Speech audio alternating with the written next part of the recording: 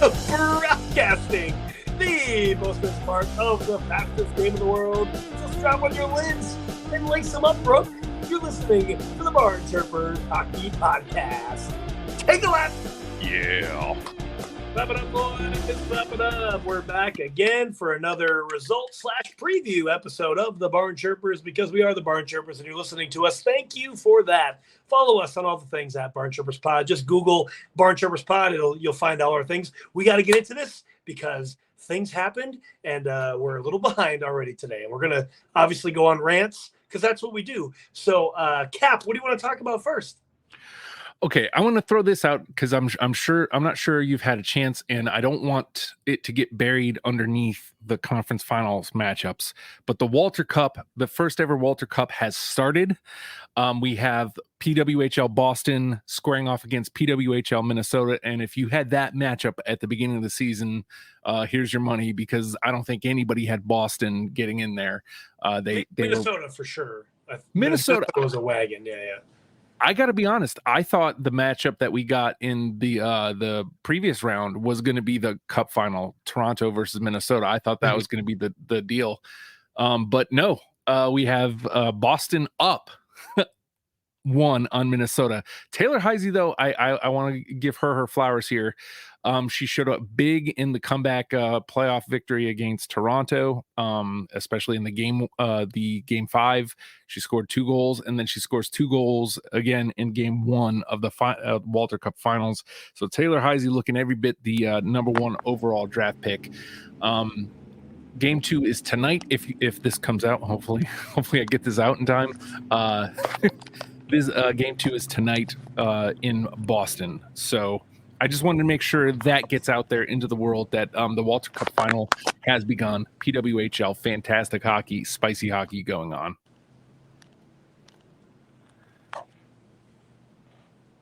Oh no. I can hear you. You can't hear me. I wonder if that's a setting on me. Let me make sure. You can see me. You just can't hear me. Oh.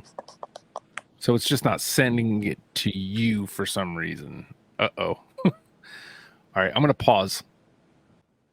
And we got to acknowledge. Yeah, and I love Taylor Heisey. Like, she is the bomb. You know what I mean? Like, obviously. So I didn't get to see I totally forgot that Sunday was game 1.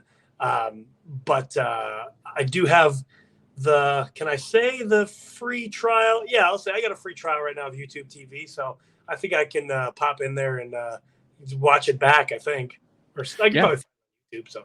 Yeah, it's on YouTube. And also game 2 is tonight at 7 p.m. So I know you're having technical issues. So yeah, I won't see that tonight, but I'll watch the highlights in the morning. Yeah. So let's move on. I want to say off the bat, because I chirp a certain guy all the time, being Austin Crybaby Matthews. He's a little B, right? Mm-hmm. But I want to start here with Vancouver, and I'm chirping Elias Pettersson for literally being a ghost this entire playoffs. Like, I'm kind of giving you the old, like, dude, I'm honestly regretting I don't regret anything in my life, but I am pretty close to regretting my decision of getting an Elias Pettersson sweater. I definitely should have got a JT Miller or a Connor Garland, because those 2 guys, or Brock Besser, those 3 guys, like by themselves, like, helped carry this team. And it seemed like everybody else in Vancouver was doing their part to carry this team. But Elias Pettersson gets the bag, and he doesn't do anything the entire playoffs. He has 13 games, 6 points, which is 2 more than Austin Matthews, but it doesn't matter. Like, literally a ghost. Didn't do anything the entire playoffs. And I hate you for that, you piece of crap. Like, you're supposed to be the superstar, and you did nothing, and that's why your team lost. I'm saying it like that. Yeah, you lost it for Vancouver. It's your fault. And look, we were texting back and forth at some point, like, I think after like game 3 or 4, we were like, props to Vancouver for hanging around, because both of us thought Edmonton was just going to wipe the floor with them, and they hung around, but not because of anything Pettersson did. And to your point, yeah, like they choked, and it it was such a weird series for that it went to Game 7 because literally it was just a flip flop. Like it was a Vancouver game, Edmonton was ghost. Then it was an Edmonton game, Vancouver was ghost. It literally just flip flopped. Like all 4 wins that Edmonton got, it was just Edmonton games, and Vancouver was like, "Who is this team?" Because I watched. I think I saw 4 games. Maybe, well, okay, 3 full games I watched, and then the other ones I watched the highlights. But even specifically just narrowing in on Game 7, like I watched that highlights this morning, the entire highlight reel was Edmonton in the offensive zone. That was the entire highlight reel. Vancouver had like 8 shots well into the second period. 8 shots. Like, I'm just so upset with Vancouver Canucks. Like, so upset. And it just goes back to when we talked last time about the first round matchup with the Predators. And we're like, yeah, they were just playing down to Nashville. No, I think that's who they actually are, apparently. They just can't get shots or do anything unless they want to, because they do turn it on and then they're ghosts. So overall, I'm just very upset about how Vancouver ended their season, because I think he had a real shot with Seelov's playing out of his mind. I think he played great for being a rookie in that situation. And you had Stu on the ropes. They literally took him out for 2 games. So in that last game, Game 7, he comes back. Why weren't you peppering the net? His confidence was probably shaken. And you get 8 shots when the third period starts. Like, come on, man. I'm just upset. Like, I'm so upset about it. Well, and it kind of goes back to the beginning of the season. One of the things we said on the preview for Vancouver was that they're gaslighters. And I hate that they had such a great season and they managed to put away Nashville in 6. And we're thinking, okay, maybe it's over. Maybe they are, maybe they just played down, as you said. But nah, like, here they are. They showed us who they really are. And that's worrisome going forward. Like, I think you can hang your hat on the fact that you got this far this year, as far as like, this wasn't a wash of a season, but the way you went out is worrisome for next year, like big time worrisome for next year.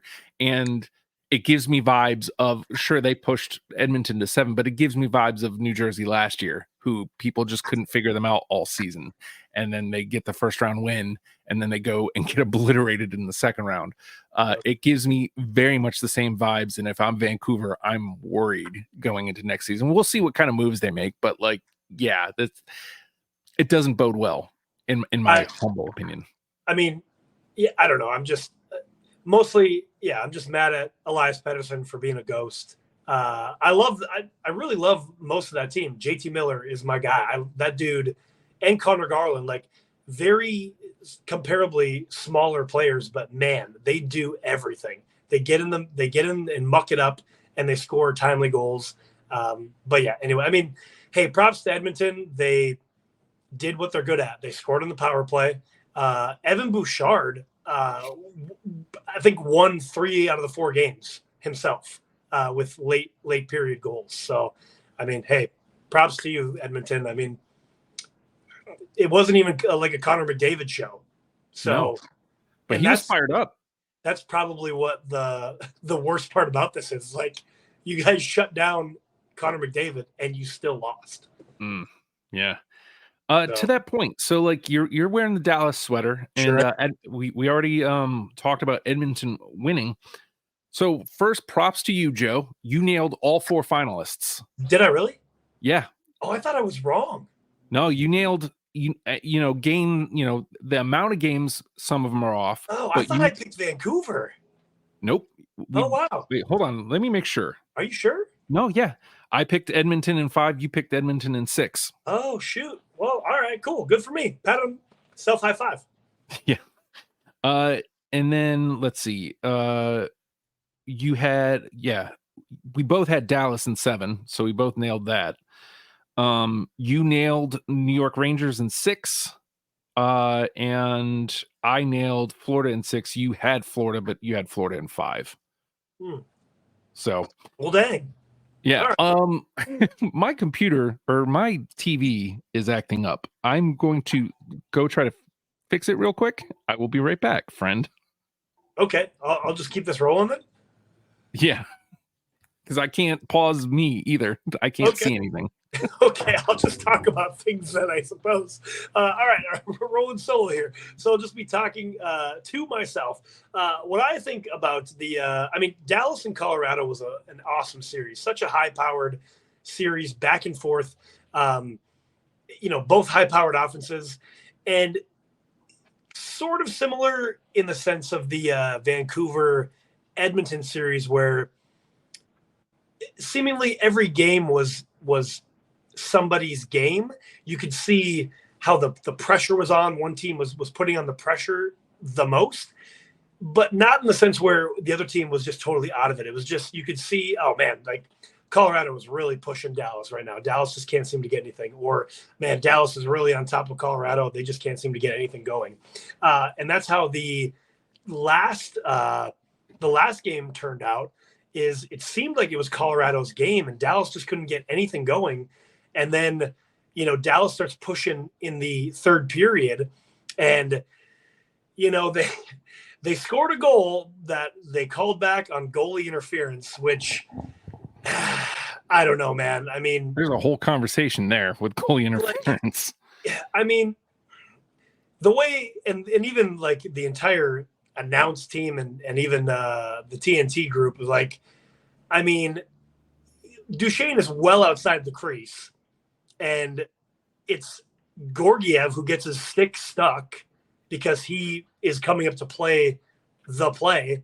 Duchesne is well out of the crease, and Makar comes in, checks him into Georgiev, or even into Georgiev's stick that gets stuck, and the goal goes in. They're like, goalie interference. And I hate how Hank, being the goalie that he is, like, oh yeah, I mean, that's goalie interference. Like, no, dude, that's not goalie. No, I played goalie. Like, that's not goalie interference. Your own dude hit the guy. He wasn't even in the crease.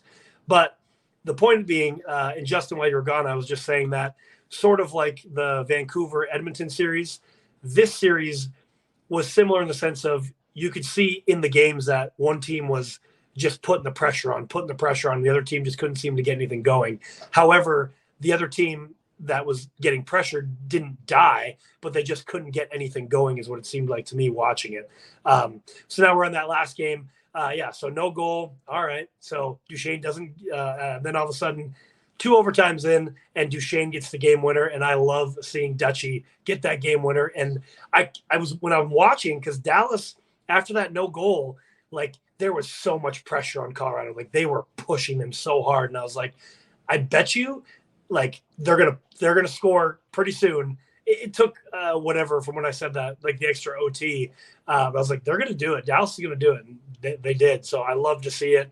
They kind of gave you that in your face, like, oh, that's not a goal. Okay, well we're gonna score one then for sure. Like 100% gonna score one. So yeah, Dallas moving on, and I love to see it. And I mean, Colorado is what they are. You can't just let Makar and McKinnon run the show. You got to do something else. So that's all I have to say about that. Like, they were just running the show. So what are you else going to do?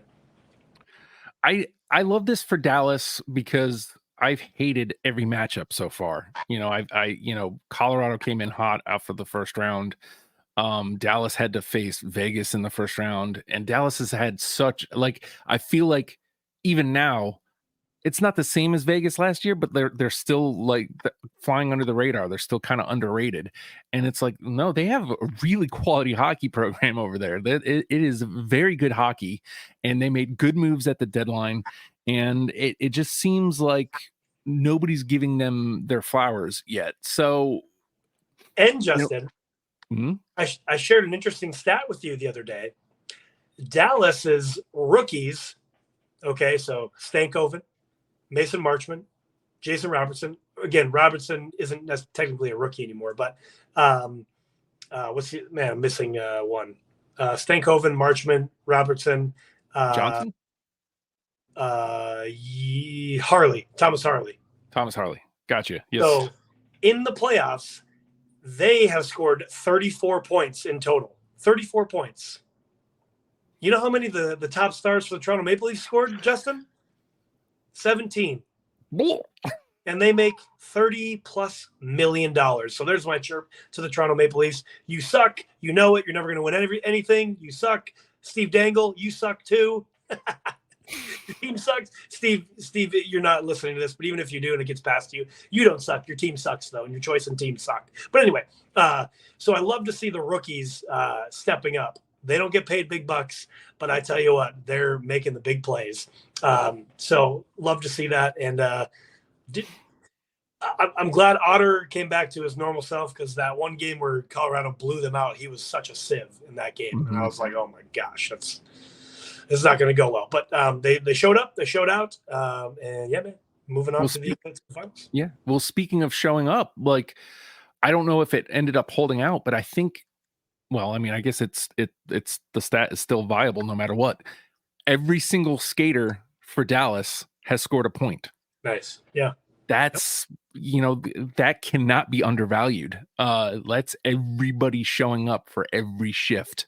You gotta love that. And they're bringing the lunch boxes, as it were. So they literally are the most dangerous team. They have 4 full lines of guys that can, like you just said that stat, they have 4 lines to play with and 3 sets of D. So like dangerous. If they can stay out of the box, we'll get to that when we talk about predictions. Let's move over. Justin, I hate to say this, and I said this in the chat too, that the Rangers are a good team, man. Yeah. I hate to say it, but they're a good team, and I don't want this to be like Vegas of last year where I'm counting them out and then they end up winning the cup. Ugh. But they're a good team. I mean, don't let them on the power play. Yeah. But guess what Carolina did? They kept taking dumb penalties. Yep. And guess what New York did? They scored on those power plays. And that's why Carolina lost the power play. Like, literally. Oh, and also, I don't know why you left a guy just standing out in front of the net like he always does. Why would you leave Chris Kreider unguarded? What is wrong with you? For an entire period, basically. That's what he does. And you left him literally wide open, and he gets a natural hat trick. Like, what are you doing? And I also say this: I gotta give the man his flowers. Like, I had this conversation earlier in the year that I didn't understand or value Chris Kreider at all. I don't necessarily know if he's going to get his jersey up in the rafters, but I mean, honestly, stick taps to you. I understand now why people jock sniff for Chris Kreider, because he's damn good. He really is. He's great at what he does. Yeah, money. You heard it here first from me. Anyway, he's money. I hate doing one of these for the New York Rangers. I hate it so much. We're pretty unbiased here on this podcast, except the New York Rangers and the Toronto Maple Leafs. We hate them. Yeah. Yep. But look, Carolina goes into the third period of Game 6, like they're making the comeback, and they're up 3-1. Joe, like this, and the one, like you said, the one thing you cannot do, you cannot go to the box. Just some atrocious penalties, like right off the jump. And like you said, leaving Kreider open, and you can't play that way. And there's so much blame to go around. Like, what happened to this defense? What happened to the shot? Like, at the beginning of that period, Carolina looked good. They looked smooth. They couldn't put the puck away, but they looked good. And then just suddenly, and I think Rod the Bod's known for this, they turtled because they had the lead. Kreider gets the first goal. They turtled and they stopped on the attack. And suddenly New York just looked perfect. Like, they just looked the way they have all year, and they just boom, boom, boom. Suddenly it's 4-3. I'm gonna say something controversial here, because listen, I do love Rod the Bod, but I don't think he's a good coach, or at least not for Carolina. I think he's got to go. But he just signed a contract extension, so he's there for another 5 years. But I'm looking at this now, at this collapse of a series for them. I think he's the problem. The system is the problem. So either they have to change the system or he's got to go, because it's not working. It hasn't worked. and I was hopeful for them at points during this year. Like, oh man, Carolina's killing it, and then they got the pieces finally to make a run, and they blow it. So I don't even necessarily know that I can blame the guys this year. I mean, I know I've chirped it in the past of Sebastian Aho and all those guys, but I think it's coaching. I think Rob Bob's got to go. I think he's the problem. I said that almost immediately as Kreider scores his third. I'm like, you can't do that. Like, how do you not say like, hey, don't leave him wide open in front of the net? Okay, coach, got it. I'll do that. I mean, again, tons of blame's got to get thrown around. Like what happened to Freddie? All of a sudden, he just looked awful. Like he just went from stud to terrible. Yeah, he was a sieve too, for sure. Like some beach balls. It is, again, it is what it is. Again, none of this is to take away from New York, which I don't want to do. Like I said this going into this round is like I don't want this to be Vegas last year, but like at the same time, Carolina had them on the ropes, and they looked like they were the team that both of us thought they were, and they choked, and that's sure. Yeah, the guys a little bit sure, but to your point, man, like immediately my thought was, I think Rod's got to go. I think they need to move on from him because they can't get over the hump. Number one, and number two, they couldn't even get to the hump this year. Yeah, now you can't. I mean, you usually get to the conference finals and you get swept, so you didn't even make it that far this time. But yeah, not taking away from the Rangers. Like I said, they're a good team, and good teams take advantage of opportunities, and that's exactly what they did this entire series. So, it's the last time I'm saying it this episode. Stick taps to the New York Rangers for being a good team. Ugh. But let's talk about their opponent though.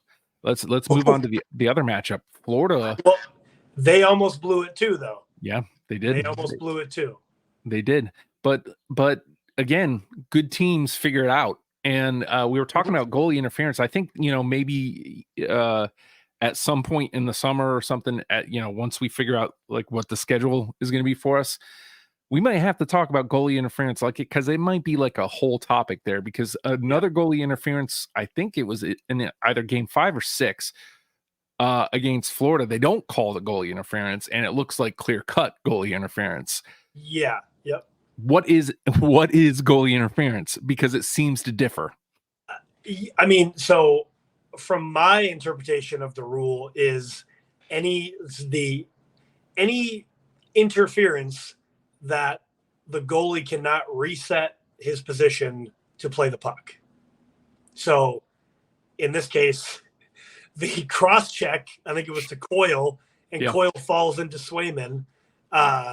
And then, the goal was scored. So like, to me, that's goalie interference. Like you pushed a player, his own player, into him, and then the goal was scored. Whereas, the one in Dallas that they called no goal, who was clearly out of the crease, and he got bumped, still not even in the crease. So like, I think there's too much. Excuse me. I think there's too much interpretation of the rule as it is. I think it just needs to be more clear cut. Like, for instance, if the puck goes in the net, it's a goal. That's clear cut, right? If the puck crosses the line fully, it's a goal. Okay, goalie interference. So if you want to make it where you can't touch the goalie at all, fine, make that the rule. If you are, or go back to the crease rule. If you're in the crease, that's goalie interference. You can't be in the crease. Just make it that, honestly. Yeah.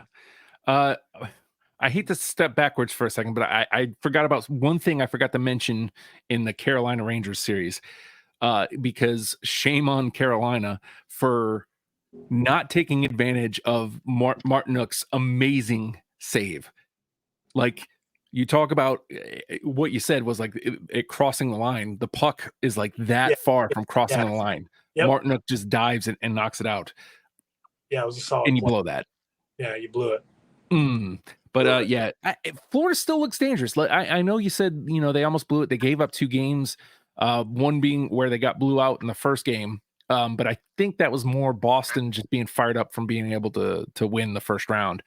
You got 2 great goalies. So Florida's still to me dangerous, but like, I guess because Carolina didn't really show up this playoffs, so I think we're looking at as about even a matchup as you can with New York and Florida. I think so. Yeah. Again, I mean, Florida is pretty disciplined with Paul Maurice. I would say they did take a couple stupid penalties that Boston capitalized on too. But I mean, Bob, I don't think played a great series against Boston, but it was good enough, obviously, to get the win. So I think he's definitely going to have to step it up since they're. So we said this before, like Shesterkin looks human at least this year, right? We talked about that.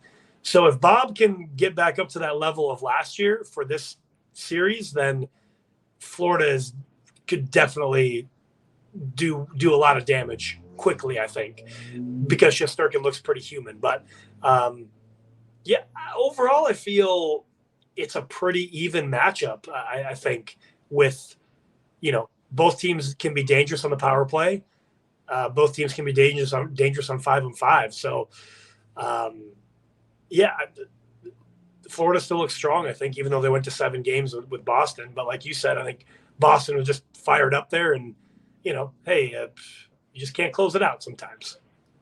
I think the biggest thing, or I wonder how much destroying Tampa did, because again, Boston comes in, wins, I think it was 5-1 in game 1. Florida turns around and like just murders them like the next 2. And it's like, oh, okay, there they are. This is what's up. And then they let them back in. You can't in this, you in the playoffs, you can't turn it on and off like that.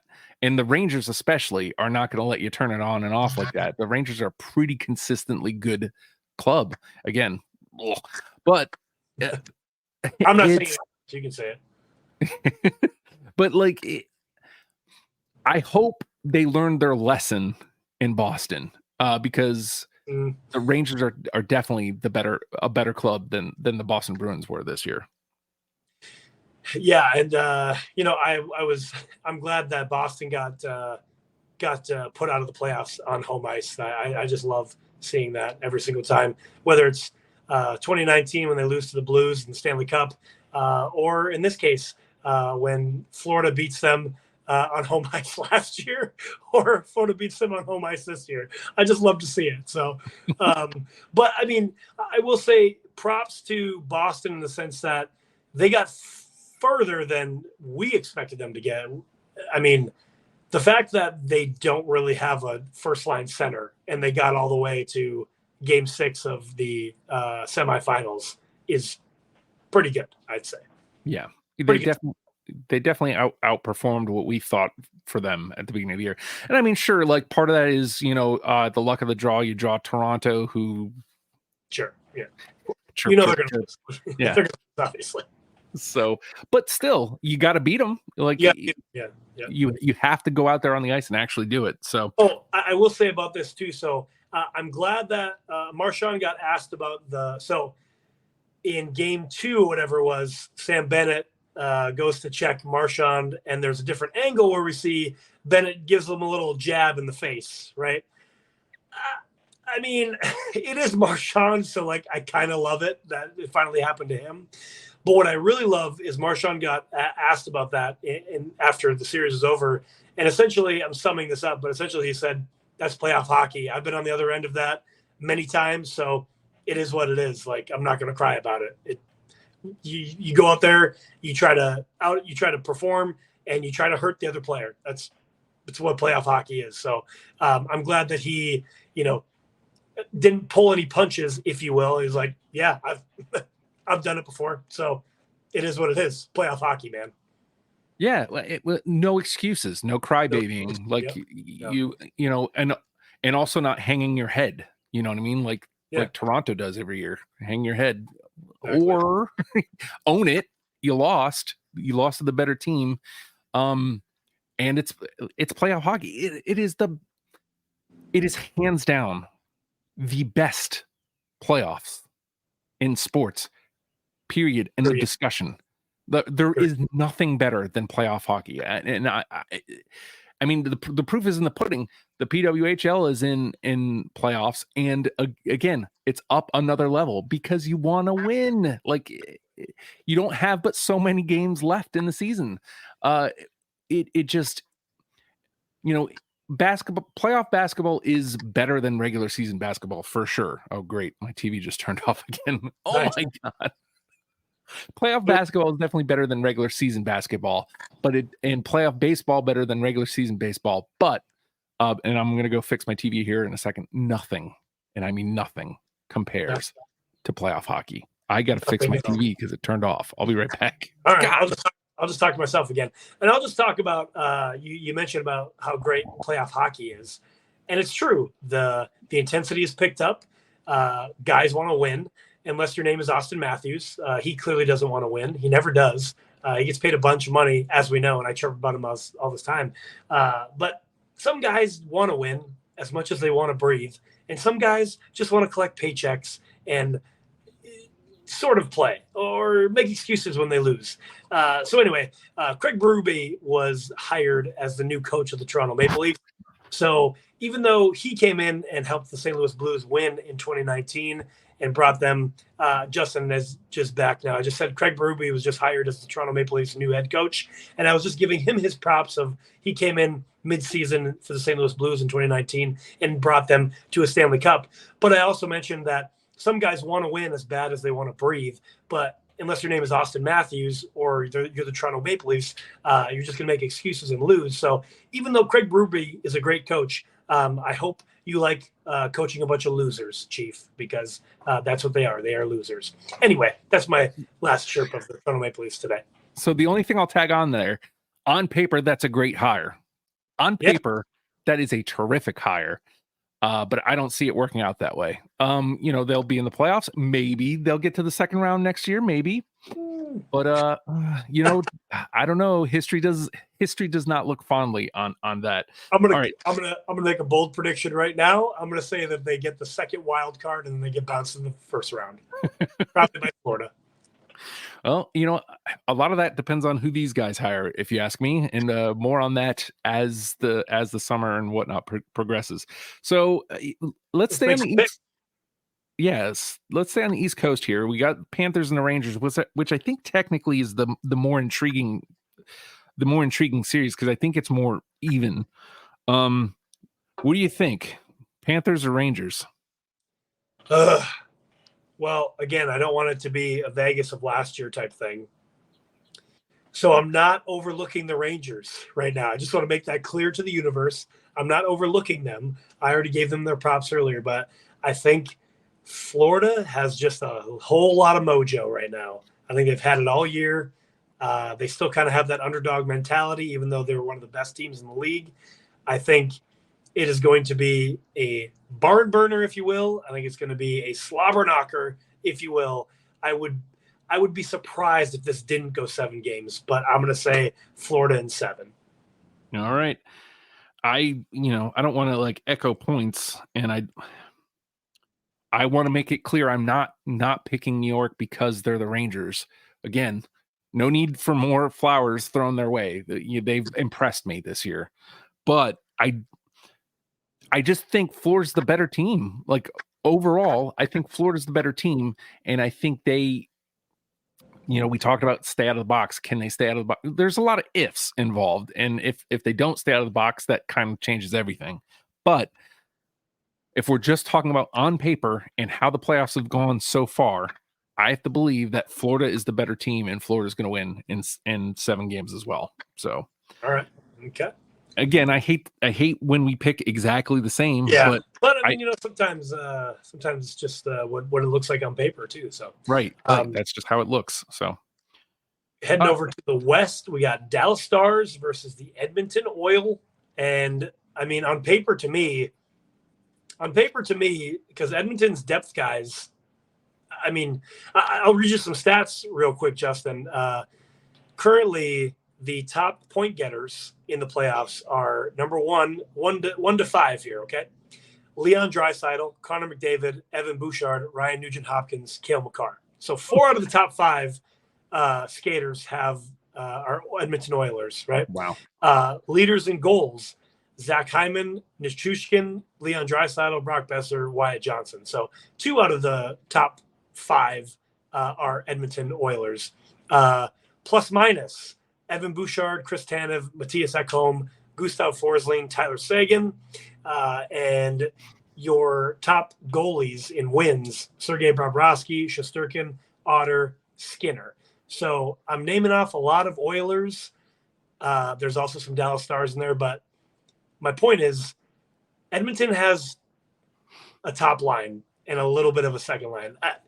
I said it earlier, Dallas has 4 lines that can murder you. So I don't think it's going to be easy by any means, but on paper, Dallas has a better squad.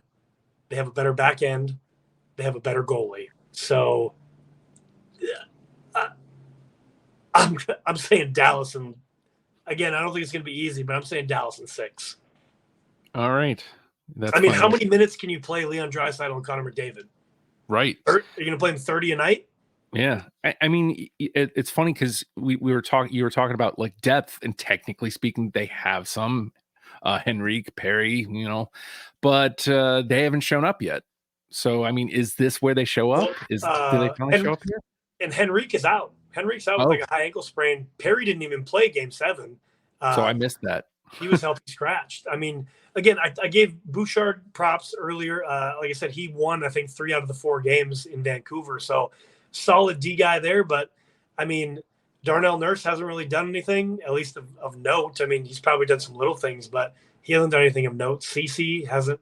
I think CeCe scored 1 goal in that series. I don't even know who their other defensemen are. Oh, Ekholm, like, obviously I named him as top plus minus, but okay, so three guys on the back end, and Stu Skinner, who had a good year and then kind of faltered in that Vancouver series. So what are you going to get out of there? While we know Otter is pretty solid. So that's the point I was going to make is I think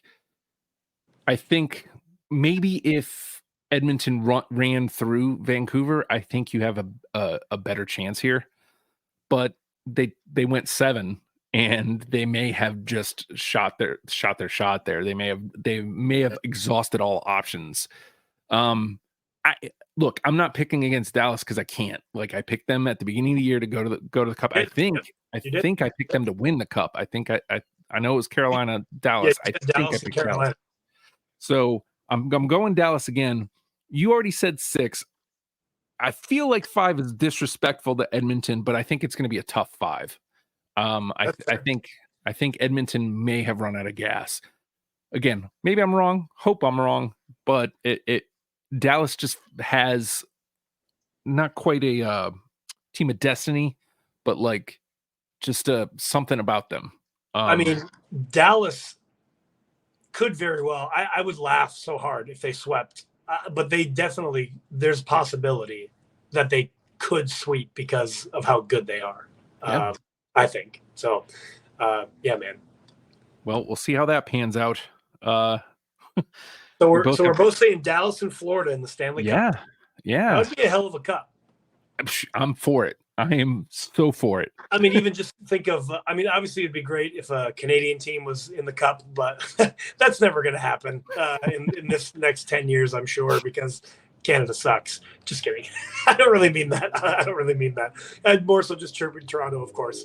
But another Southern Cup final would be interesting 2 years in a row. Yeah. Again, like it is funny how my views on this have changed since doing this show. Like, I'm very, crazily enough, very okay with that. Okay. For sure. So you got anything else? You want to pull the goalie and talk about a couple things? Well, I do want to. I want to throw this out there. I know I go homer a lot. No way. Doing it right now. Sad Devils fan, but I think Woodcroft's our guy.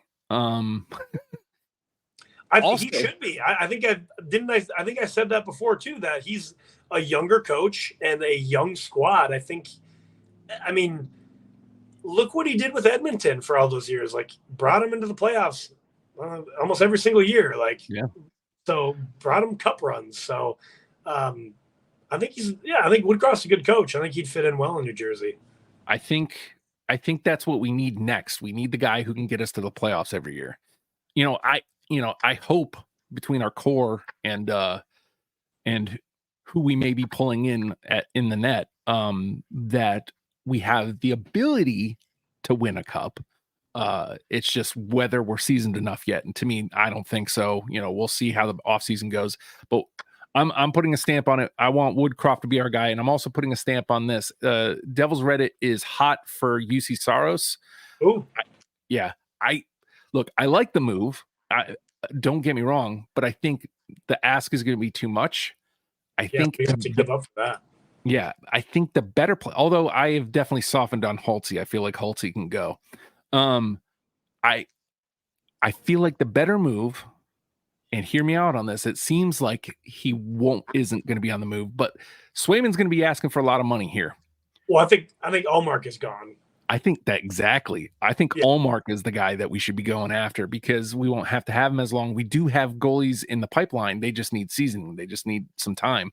Jake Allen has proved that he can be a solid 1B kind of guy. So I think Allmark and Allen next year gives me hope that we could make the playoffs. I agree. Yeah, I mean, a solid Tendy like Allmark, if you guys could get him, he's definitely going somewhere. He's not staying in Boston, that's for sure. Like, Swayman's the guy. They proved that with this playoff run. Like, he played every game. So, Allmark is definitely gone. One thing, too, I don't know if you knew this, but the Devils did re-sign Curtis McDermott for, I think, 3 years, 1.75 or something like that.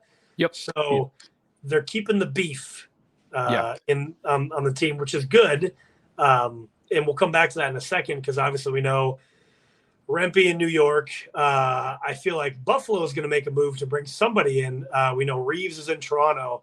And a trade just happened. Ryan McDonough is going back to the Tampa Bay Lightning from Nashville in return for a 2025 second-round pick and a 2024 seventh-round pick. Tampa Bay also gets a 2024 fourth-round pick, probably for salary cap reasons. But the beef seems to be heading back over to the East. So Buffalo's got to beef up. I mean, literally everybody else has got to beef up now. I mean, Pittsburgh's got to beef up. Washington's got to beef up. Toronto's got to beef up. Hell, Boston has to beef up. They got to bring some. I guess McAvoy is pretty beefy, but anyway, it looks like the East is getting the big boys again. Yeah, and that was the knock on New Jersey, and we saw it in the playoffs. Toronto just didn't have the fight. It was proven throughout the course of the year that they didn't. But right. You have a guy scoring 70 goals. It's they're going to be able to beat some teams with somebody scoring that much. So, How many did you score in the playoffs? So I'm just curious. How many did you score? How many? Was it? Chirp. Okay. He's home. He's golfing. Good thing those 69 goals carried over to the playoffs, right? Uh-huh.